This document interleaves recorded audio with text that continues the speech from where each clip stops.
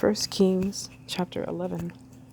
And sovereign Shlomo loved many foreign women, in addition to the daughter of Pharaoh, Moabite, Ammonite, Edomite, Sidonian, and Hittite women, from the nations of whom Yahuwah had said to the children of Israel, You do not go into them, and they do not go into you, for they shall certainly turn away your hearts after their mighty ones. Shlomo clung to these in love, and he had 700 wives, princesses, and 300 concubines, and his wives turned away his heart.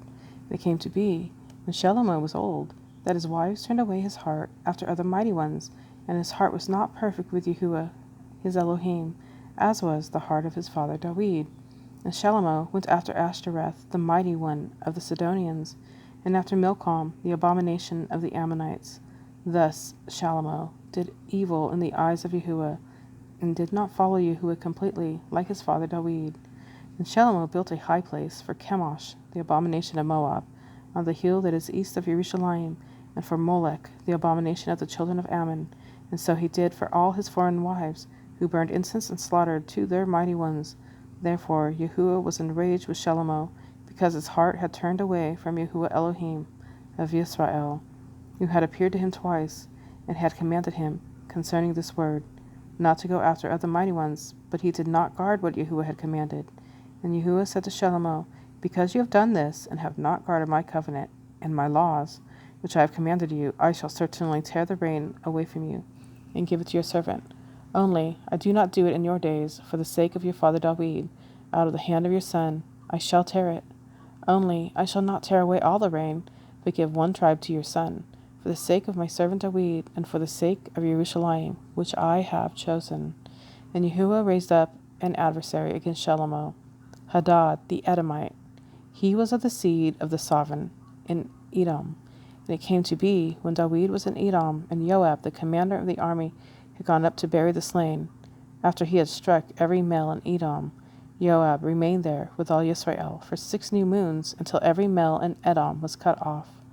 That Hadad fled to go to Mizraim, he and certain Edomites of his father's servants with him, while Hadad was still a little child. And they arose from Midian, and came to Paran, and took men with them from Paran, and came to Mizraim to Pharaoh, sovereign of Mizraim, who gave him a house, and ordered food for him, and gave him land.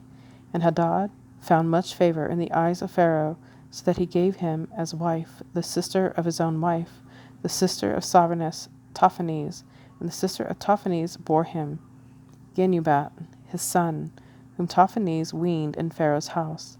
And Genubat was in the house of Pharaoh among the sons of Pharaoh.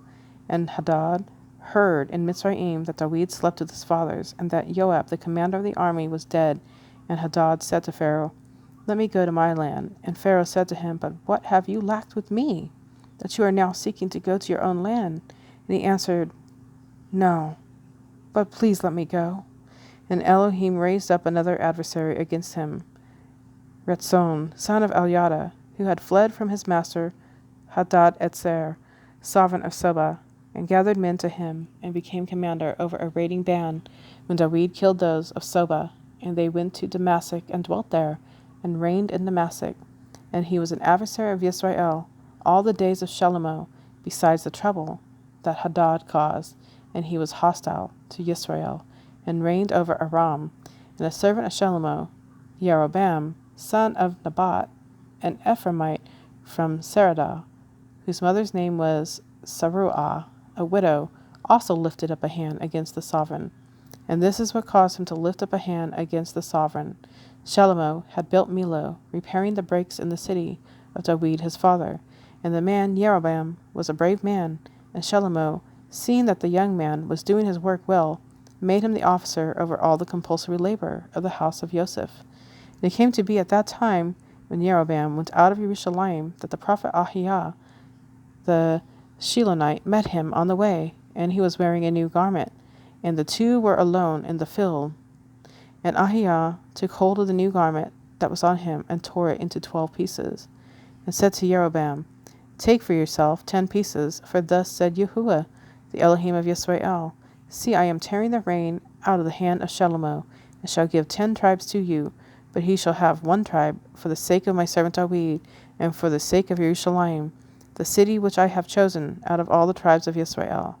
because they have forsaken me, and bowed themselves to Ashtoreth, the mighty one of the Sidonians, to Chemosh, the mighty one of the Moabites, and to Milcom, the mighty one of the children of Ammon, and have not walked in my ways to do what is right in my eyes, and my laws, and my right rulings, as did his father David.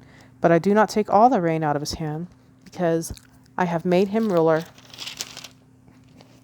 all the days of his life, for the sake of my servant David, whom I chose, because he guarded my commands and my laws.